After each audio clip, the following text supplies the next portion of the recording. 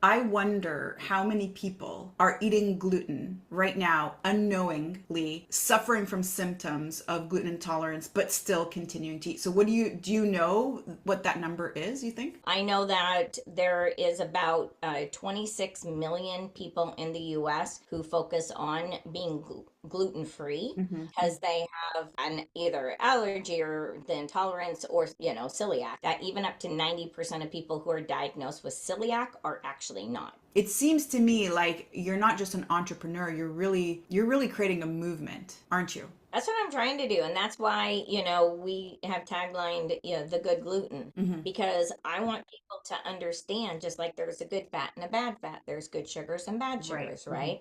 There is good gluten. Hmm. Good, gluten, period, is not a bad word. Hmm. And the truth of it is that gluten can be fabulous. The wheat and everything within the gluten, the vessel, our bodies need it and our Hmm. bodies thrive from it when it is in its wholesome, healthy element. Welcome back to the show. If you're here, it's because you're ready to heal your relationship with food from the inside out. So make sure to subscribe because every week we dive into the nervous system, hormones, behavior patterns, and the small shifts that change everything. And today's episode is going to change how you think about gluten forever. If you feared wheat, if you've struggled with bloating, fatigue, pain, constipation, diarrhea, brain fog, or inflammation, if you've avoided bread for years, today's conversation will feel like freedom. And if this stirred something in you, then please share it with someone whose heart deserves this conversation too. Today I'm sitting down with Cindy Anderson, founder of Manny's Choice and self-proclaimed good gluten advocate, who went from severe gluten intolerance and breast cancer to discovering a completely different kind of wheat, one that nourishes the body instead of inflaming it. This episode gently dismantles everything we've been taught about gluten and offers real hope for anyone who's felt trapped by their symptoms. Cindy didn't start a company. She tried to save her health. She shares how she went from violent diarrhea, migraines, bloating, joint pain so severe she felt 90 years old, itchy skin and rashes, and brain fog that made her feel unsafe in her own body, to discovering that she could eat gluten freely in Italy without a single symptom. This wasn't a fluke. It actually became the doorway to uncovering the truth behind American and Canadian wheat and how it's been altered beyond recognition. Cindy breaks down in simple language why North American wheat causes such extreme reactions. The 1950s, nuclear food testing altered the genetic essence of wheat. Dwarf wheat was engineered for higher profits, not health. Modern milling burns the wheat kernel and destroys nutrients. Gluten is concentrated 50 to 500 times higher. Folic acid, the synthetic kind, is sprayed on wheat, and up to 80% of the population can't process it. Roundup is used to force quicker harvesting and remains on the grain. Potassium bromate, which is illegal in many countries, is added to most breads. When she explains this, you can hear the passion and yes, the anger, not at gluten, at the deception, at the harm that could have been prevented. This episode highlights something powerful. Bread isn't supposed to hurt you, it's supposed to nourish you. Wheat, in its natural form, is anti-inflammatory, mineral-rich, grounding, gut-supportive, toxin-binding, a complex carbohydrate your brain needs. This conversation is emotional, it's validating, it's freeing. Manny's Choice is clean, pure. It's a European flour, and it also has these delicious baking mixes. And Cindy shares how her company was born from a personal need and a community craving clean, simple, nutrient-dense alternatives. All of her mixes are made with 100% European wheat. They're free of preservatives, GMOs, and synthetic agents, They are incredibly simple. One mix has 9 ingredients compared to 47 in a major US brand. They are beginner friendly, thank goodness, and intentionally crafted for health and joy. And yes, I made the waffles and added egg whites and loved them. And because you're listening in today, I want to offer you a 10% discount code to grab any product from off of the Manny's Choice website. The link is in the show notes, but you can also head on over to mannyschoiceflour.com. That's MANNYSCHOICE flour, FLOUR.com, and use the coupon code MPWF to get a 10% discount on all products. So whether you want to make bread, make artisan loaves, experiment with sourdough, or finally enjoy pizza again, this is the place to begin. Now let's get into it. Hey Cindy, welcome to the show.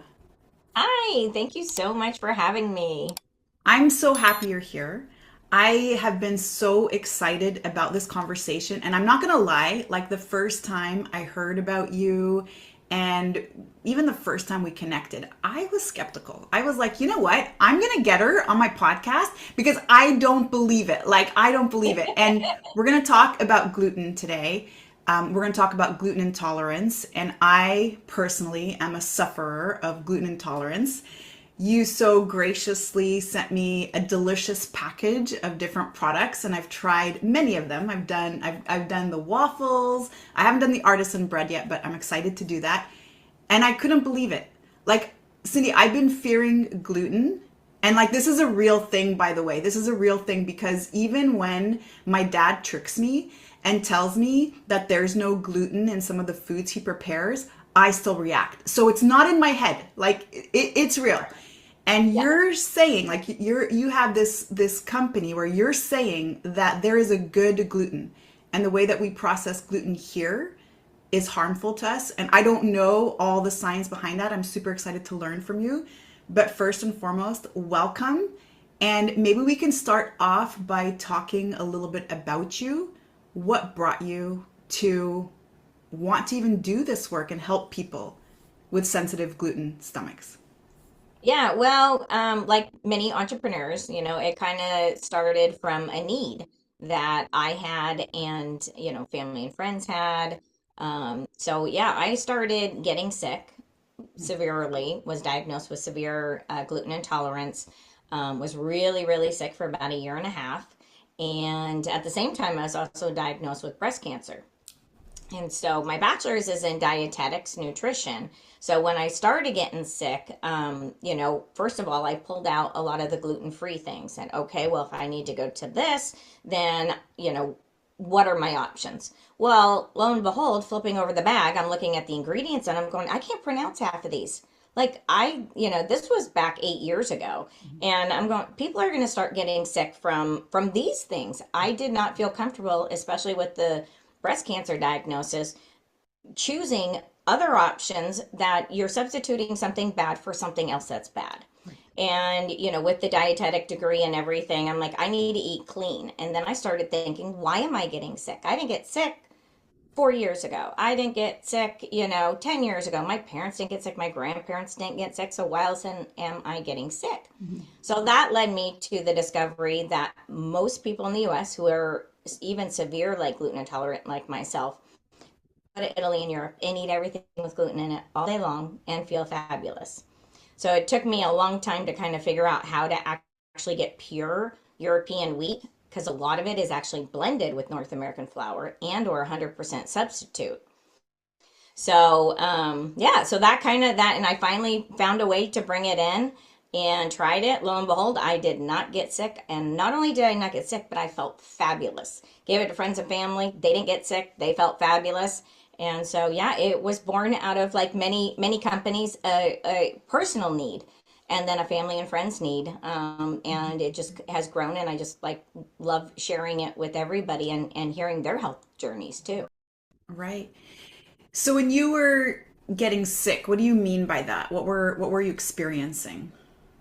Well, not to be too graphic, Go but for it. We talk about it all, poop, all the yeah, things. exactly. Yeah. Yeah, and that is the first thing that happens to me is I will get diarrhea. Yeah. I get extreme bloating, Mhm. headaches, like migraines. I get extremely itchy skin, breaking out. I mean, my joints will ache so bad. It's like I'm 90 years old with severe arthritis. That's another thing that's horrific. I mean, brain fog like you can't believe. Right. I literally, if I have enough, I will get to the point that I feel like I need to go to the hospital. I've also, yeah, I like that sick. And like before I was diagnosed and understood what was going on, I would sometimes take 5 to 7 Imodiums a day, Wow. and I still would just be it rushing through me. Right. And you can imagine like the exhaustion and everything just with that one symptom. So yeah, it has severe effects on me.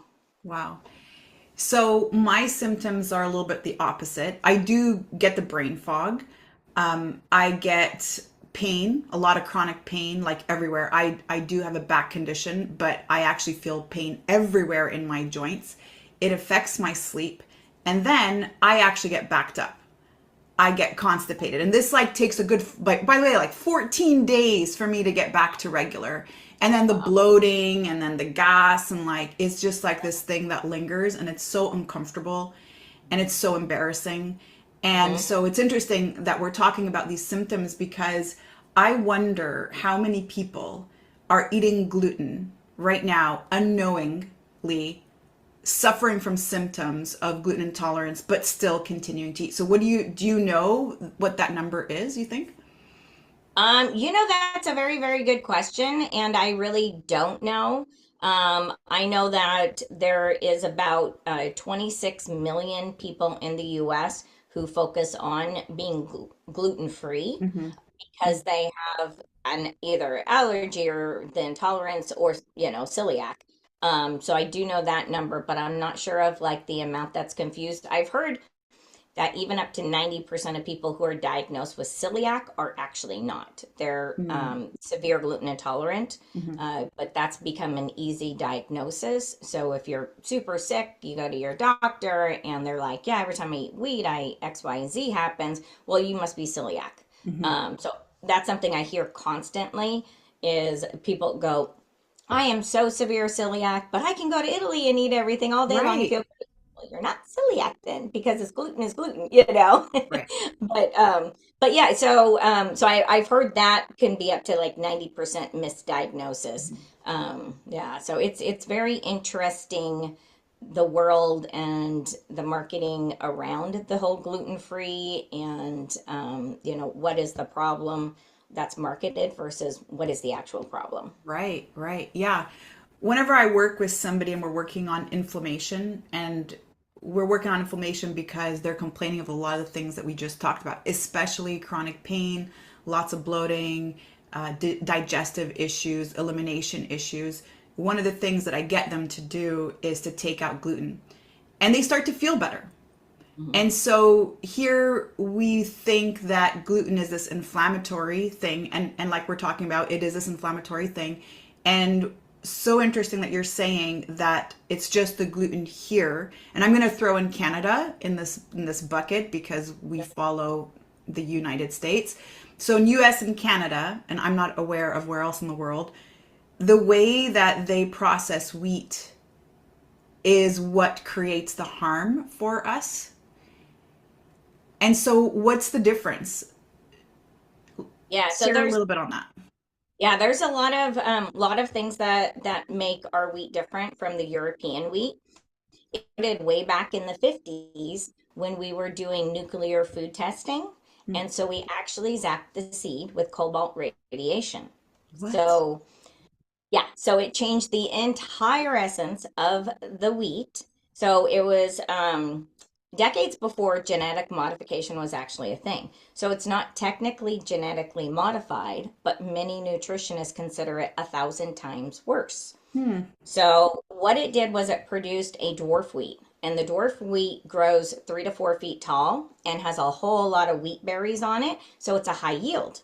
Right. versus the heritage wheat that's going to grow 5 to 6 feet tall, takes longer to grow, therefore it's soaking up more nutrients. It's unaltered, it has less wheat berries, there's less return and yield on it, so it's not as profitable. So it starts with that way back when.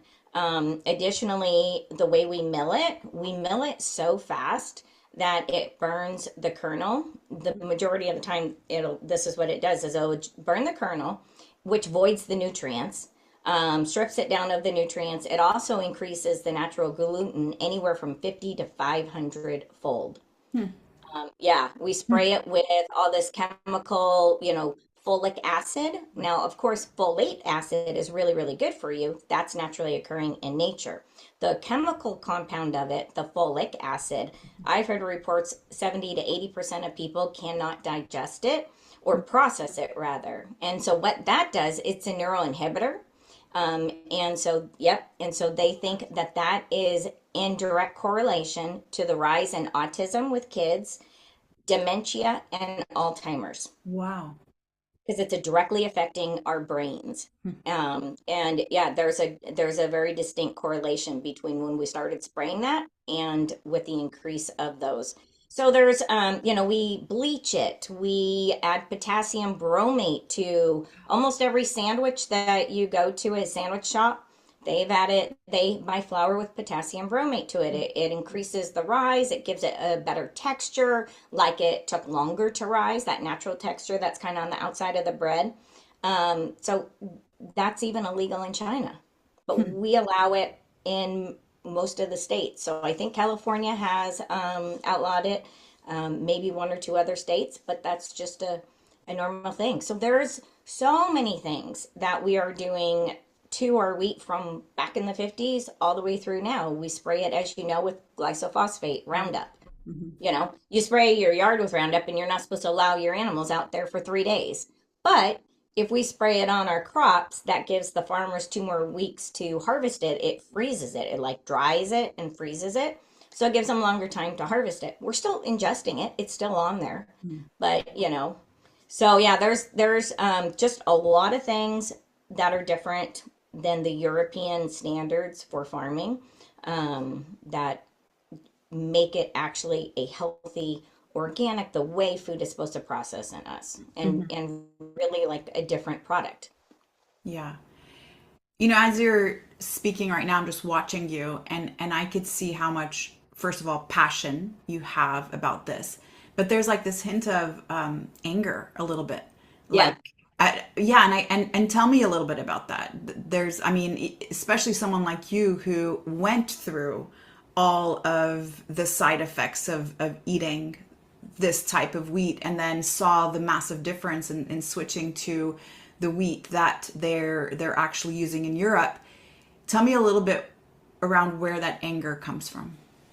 Yeah, well, it's frustrating because of the deception. Hmm. Um, the US has put a lot of marketing Hmm. into, all of a sudden we're mysteriously gluten intolerant. Like Right. it's just something that, has happened. Almost like the flu or something. It's like, no, this is something that we have allowed from the beginning and all the way through so that there can be financial gains. That Hmm. is literally like, the main focus of it. And it does not matter that everything that's done to it is at the detriment of all of our health and well-being. Right. So yeah, it's frustrating because of what has been allowed, what's been the marketing around it, and the confusion that there is. People Absolutely. are afraid of gluten, like literally afraid Right. of gluten. Right. They're afraid of wheat. I can't touch it. Do you know how beneficial wheat is to you in its wholesomeness?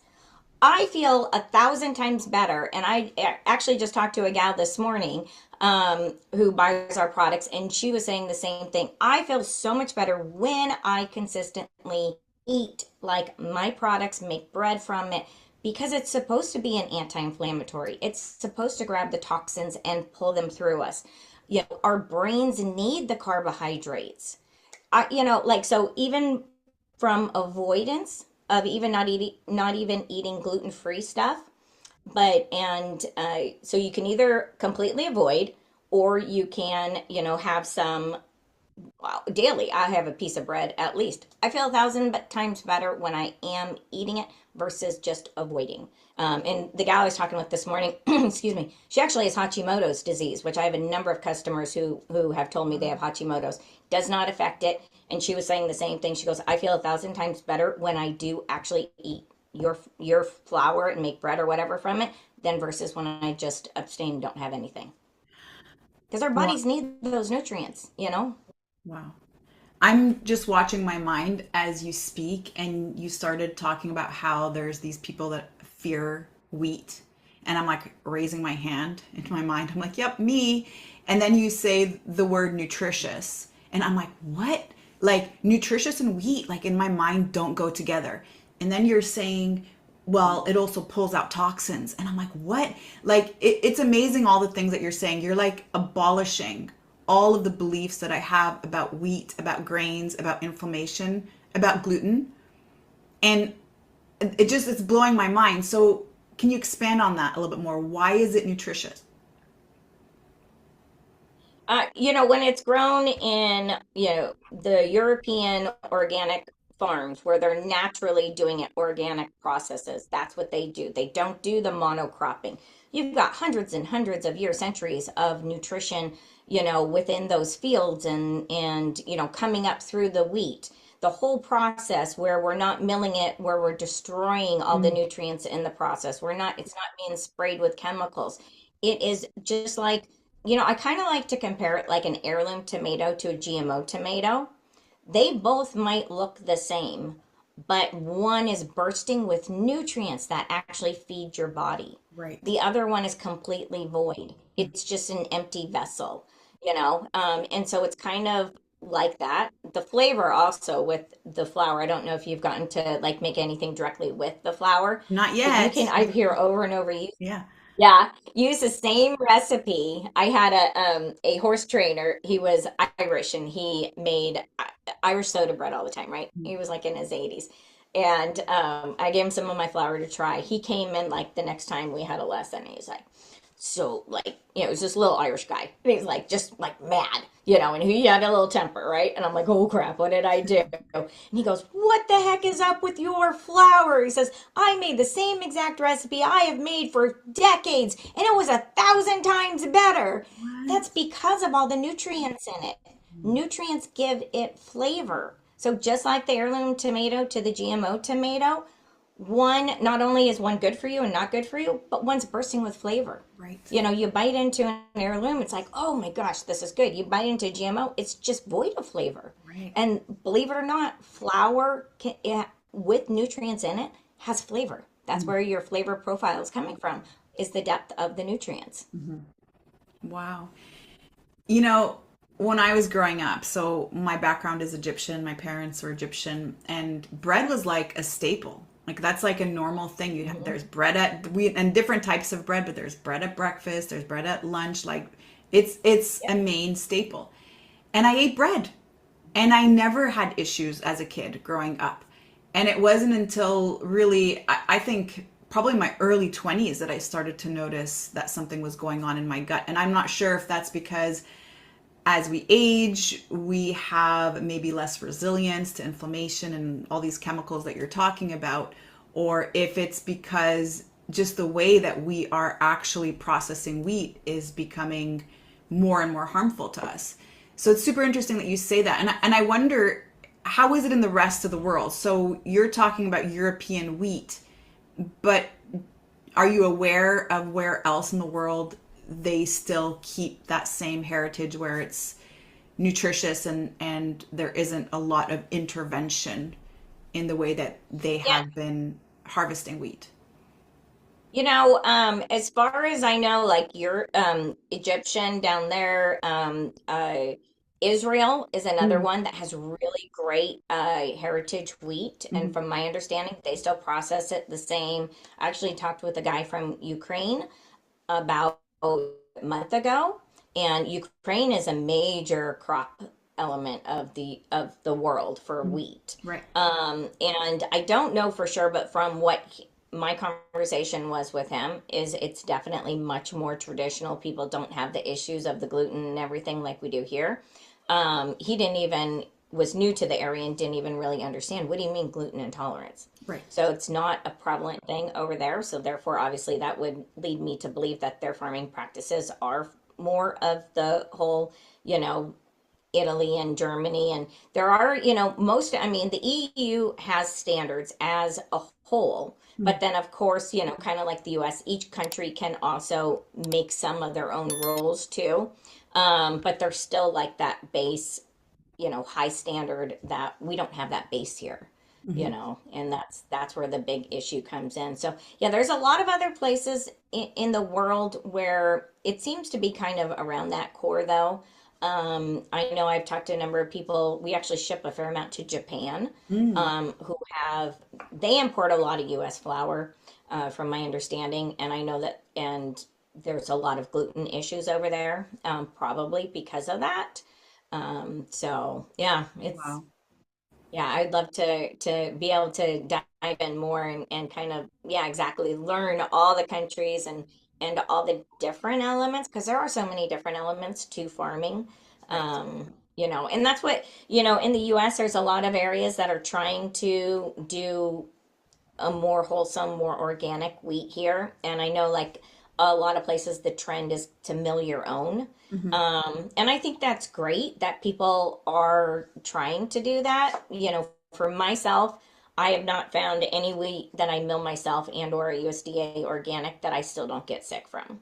Wow. Um, I think it's because there are so many things that we are doing that are toxic to our wheat Right. that, some of the farms are trying to do some of it better, but it's, it would take generations and generations to get the soils back and not have the cross Right. contamination and Right. just the whole nine yards.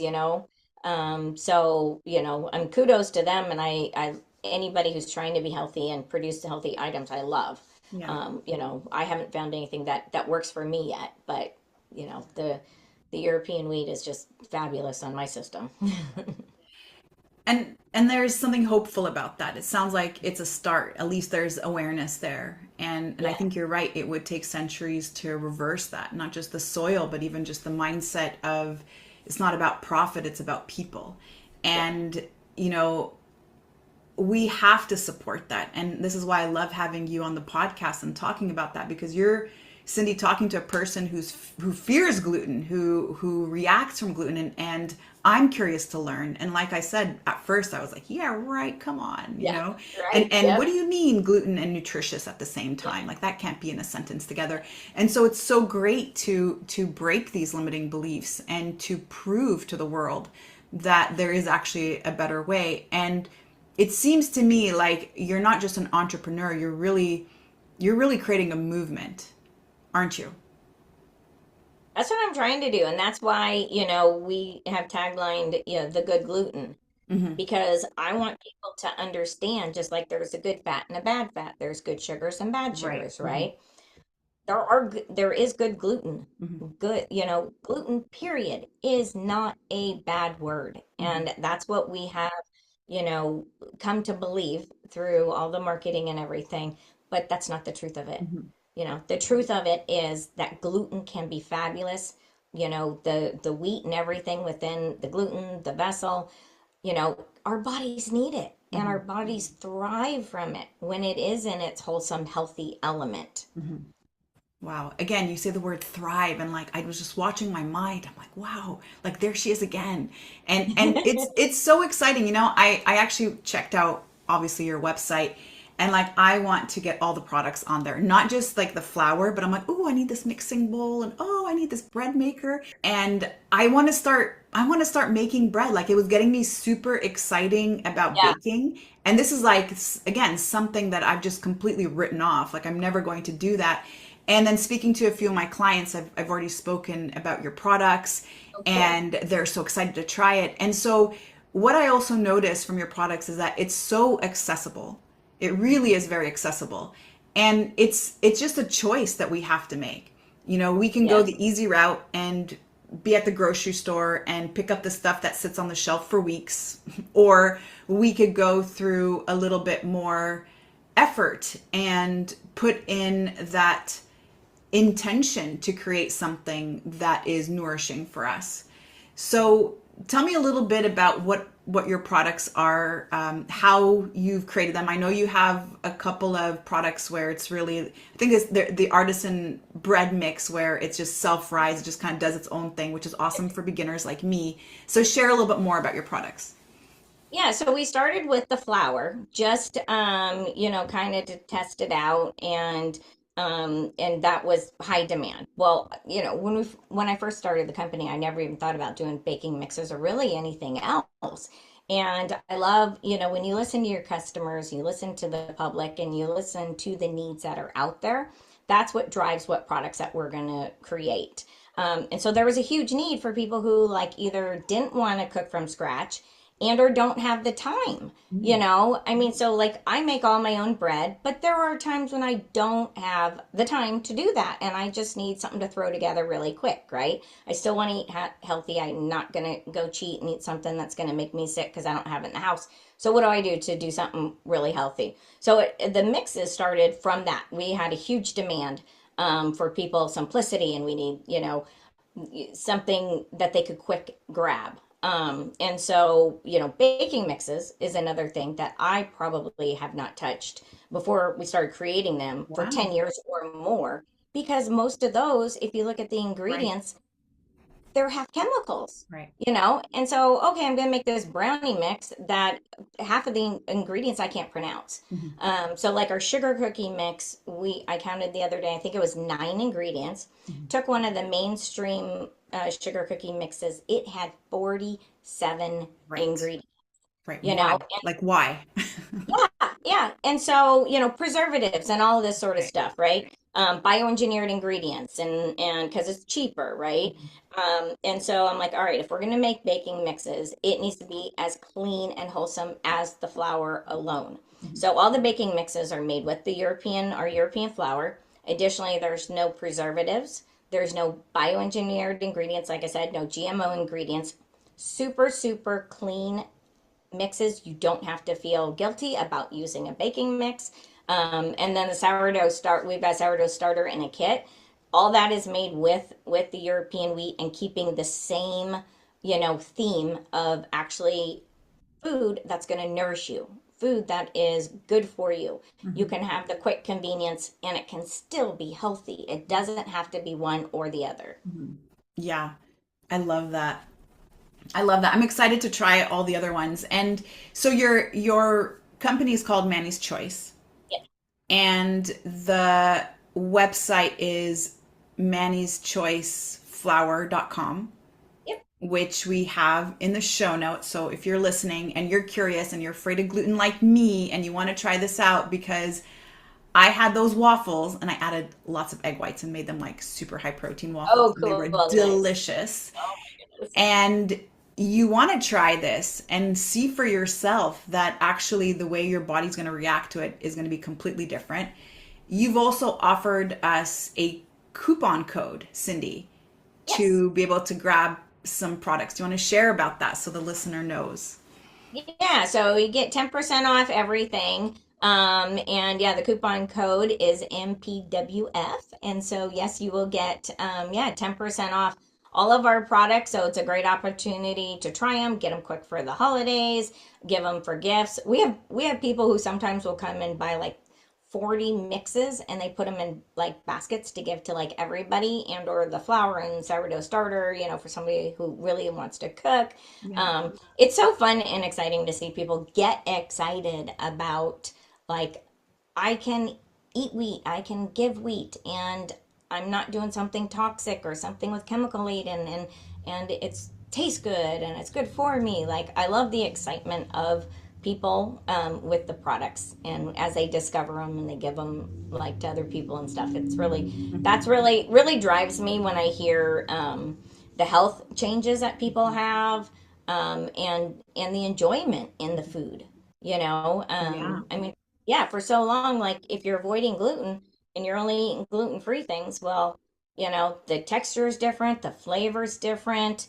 Okay, maybe it's not directly affecting my stomach the same way or however it does, it's not the same even emotional experience. Right. Yeah. Yeah.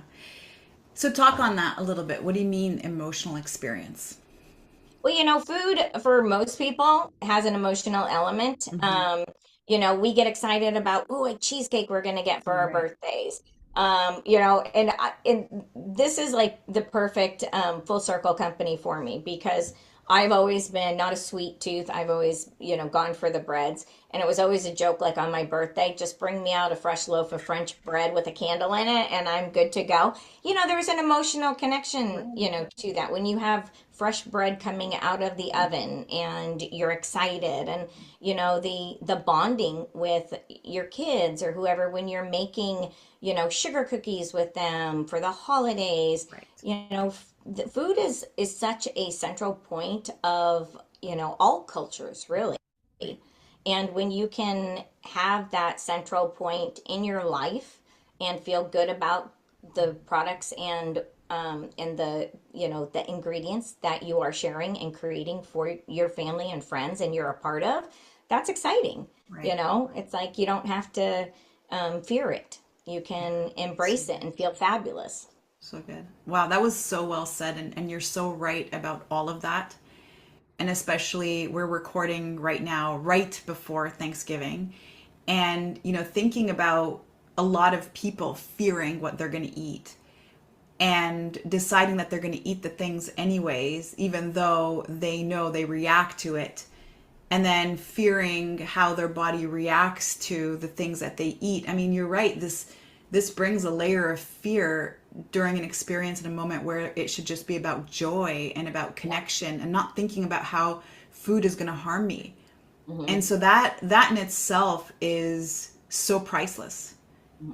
and so valuable, I think, to all of us. And today we're talking about gluten, but my mind is going to all the other things, like all the other ways that we have created harm to the public because of our focus on profit and not our focus on actually offering something that is healthy and nutritious. And so we can look at so many different industries and have this exact same conversation. And hopefully, whoever's listening today can start just creating awareness around how food is brought to our plates. And especially when we're at the grocery store and things have labels and things have packages, do we take a moment to look at how many ingredients are actually in that, right? The 9 ingredients compared to 40 or 50.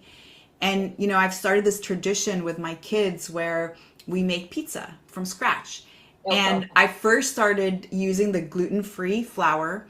And then my sister-in-law was like, oh my goodness, Sherry, like I just read this article on xanthan gum. And xanthan gum is like in all of the Everything gluten-free gluten free. products. Yeah. And she was talking about how it's so carcinogenic. And then I started to play around with flour and I started to do different combinations of flours just to try to get a good consistency. And I never fully nailed it. I got really, really close. I never fully nailed it.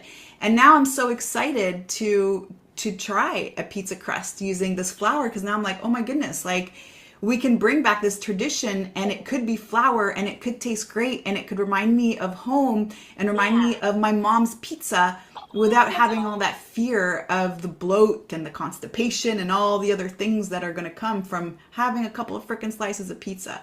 Yeah, that is So, so awesome. Yeah, pizza is absolutely one of my all-time favorites. And yeah, our flour makes amazing pizza. And yeah, ooh. exactly. So talking about, the emotional aspect. I mean, when you have that hot pizza coming out of the Mhm. oven and you take that first slice and the cheese is all gooey, Right. I mean, it's joy. Your food should bring joy in all aspects and not, yeah, the fear of, okay, I'm going to enjoy this for the moment as I eat it, but what's going to happen afterwards? You enjoy it at the moment. You have confidence that, you know, you're going to feel fabulous afterwards. That to me is just it's very fueling for Yeah. me with the company and what I'm doing. And when I hear people talk about that, I had a gal not too long ago who said, she's like, thank you so much for doing this company for the first time. I guess she's been using our products for a couple of years now, but they have all kinds of different health issues within the family. She didn't get into them, but she goes, I usually have to make at least three different variations Wow. of like when we get together for a meal and stuff. She goes, now I don't do anything. All we do is use your stuff and everybody's fine. And of course, I'm not, everybody, if you're full celiac, if you're true celiac, that's a different deal, Right.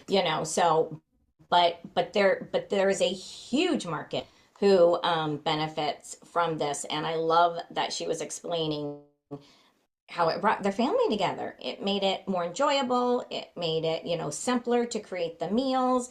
And you could tell, like the way she was talking, there was a sense of unity that Hmm. kind of brought just with this, the Absolutely. flour and the food or whatever they're using.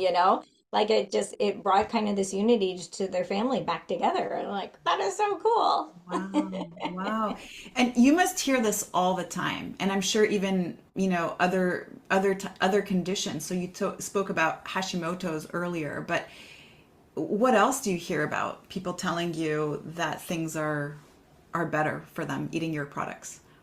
Yeah, so I had a guy who emailed me and told me, and I've heard from multiple people with arthritis, how much better it's made him. But he like specifically went into detail, said that he had had debilitating arthritis for Wow, 25 years. Again, wow. it's an inflammatory element that's going on in our bodies, right? 25 years. He said if he even barely bumped his finger on the side of a table or something, he'd pretty much buckle to the ground in pain. And now it's gone. He says he doesn't even have a trace of it. The only thing that he did was change his flour intake. And now his arthritis is gone. I had a holiday show a couple weekends ago, and within the first hour, we offer specials at some of the holiday markets and stuff. And within the first hour, I had three people who came up uh, with their spouses or family or whatever and told me that they were all diabetic and or their spouses were, and this flour and products, well, not brownies, of course, that is a lot of sugar, but I mean the flour does not fluctuate their blood sugar. Wow. That's how flour and wheat is supposed to work. It's supposed to be a complex carb. It's supposed to, like I said, grab the toxins, be an anti-inflammatory, go through your body. And they buy it because they have tested their blood sugar before and after, and it does not fluctuate their blood sugars. Yeah, it was interesting because it was like in the first hour, it was like bam, bam, bam, and they're stocking up, and they're like, yeah, for the first time, I don't have to be afraid of the wheat and my blood sugar. Hmm. So back in the day of carb loading, when you used to actually, do carb loading for an athletic event, as I know you're an athlete, it was beneficial to you. It gave you that lasting energy. What's happening now, of course, is simple sugars, and it does the opposite with our wheat now. But yeah, so I've had people with arthritis, Hashimoto's. I have a number of people with that. There's the autism. So I also have a number of moms who have shared with me that. So I also have three lines of Italian heritage wheat pasta online, um, and it's the same quality as my flour. It's not my brand, but I literally work with the manufacturer to make sure that the batches I get are Italian heritage wheat, Mhm. loaded in protein, again, more of a complex carb. And they swear by the wheat and the pasta. It doesn't send the kids the autistic, elements. Usually with wheat, it sends it off. And this does not. They stay calm and normal and feeling great. Yeah, so I have some people who buy like 6 packs and 12 packs and everything because that's what their kids need, and it nourishes them, and it's healthy for them. So yeah, there's so many different things. Dermatitis, the brain fog, the bloating, all of those sort of things. That's Yeah, the amazing. brain fog to me is a big thing. Mhm. When if I do do a little cheat and not have mine, I'm out and about or something. Oh, I'll just have this little thing. Well, I might not get super sick, but I do definitely notice the brain fog, pretty quickly, and in the dramatic difference that, yeah, just my general processing seems to, be taking. So, yeah, I mean, like everything we put in our bodies, it affects our entire body, Yes. from head to toe, and it affects things directly and in our face. like getting diarrhea or constipation. But the thing is, like when I talk with people who go, well, I don't have gluten issues, so I'm fine. I don't need to, eat this. And I just kind of go, okay, you don't yet. You're not showing it yet, you know, because if you put something toxic in a healthy vessel, you might not have dramatic effect right away, but more than likely something is happening in there that is causing a little bit of damage, a little bit of damage. And at what point in time is it going to show in a significant manner? Just because you don't immediately feel something harmful doesn't mean that it's not actually creating harm. And Right. that's what kind of scares me a little bit, that I want to try to get the message out there. Like, this is not just for people who are gluten free and who have issues. This is for people who want to be healthy, So even if you don't have any gluten issues, but you just want the cleanest, most nutrient dense, products and baking mixes without all the other stuff in it, this is for everybody. Mhm. So good. So good. This has been such an amazing conversation. And a lot of what we talk about on the Make Peace with Food podcast is really making peace with food and overcoming fear because of past experiences with diets or because you're struggling with emotional eating. And I feel like, Cindy, today you brought a whole other layer around the conversation of making peace with food. And you certainly have for me. And I feel like in this short time that we've spent together today, I feel like I've made peace with gluten. And that's huge for me. This Hey, is that's like awesome. Yeah, this that's is so like a cool. life changer. And right, and I'm like, "Oh my God, you've unleashed a monster." Like I'm going to be now sending you all kinds of photos. Look what I baked and look what I baked and I'm going to be sending you requests for things. So it's so great and I love having these conversations and having such powerful women such as you come onto the podcast and share a story. And you're right, it always comes from a personal struggle and trying to solve your own problem and realizing that the problem you're solving for yourself, so many other people share. And so, as we wind down our conversation today, is there anything else, any last words you want to share? I think just, a continuation of, I love your podcast and what you are bringing out to people is, yeah, don't don't fear gluten, don't fear the wheat. Just, experience, educate yourself and experience it firsthand, in its clean form. And yeah, I'm just excited for more people to try it because of, the emotional and the health aspect. Mhm. But the excitement that I hear from people, it's awesome. Yeah, absolutely. So, if someone wanted to grab some of your products, let's give them that website one more time, Cindy, so they know where to go. Yeah, it's Manny's Choice Flour, Mannys Choice, Choice, and flour, flour.com. Awesome. Great. So, thank you And again then so don't much. forget, Oh, go sorry, ahead. yeah, and don't forget to use your code, That's right. the MPWF, so you can get a 10% off. Right. Thank you so MPWF. much, We're going to Shelly. put all of that in the show notes. Thank you so much. I feel like we're going to be on again, having another conversation maybe in a year, and then we'll talk a little Awesome. bit more about where you are with all the things you're developing. And I'm super looking forward to that. Awesome. Thank you so much. This has been fabulous. Thank you. Thanks for listening to this episode. Whether you're already on your wellness journey or just getting started, we're in this together. If this has resonated with you today, I want to invite you to subscribe to the show so you never miss a beat. And if you know someone who could benefit from this conversation, then please share this episode with them.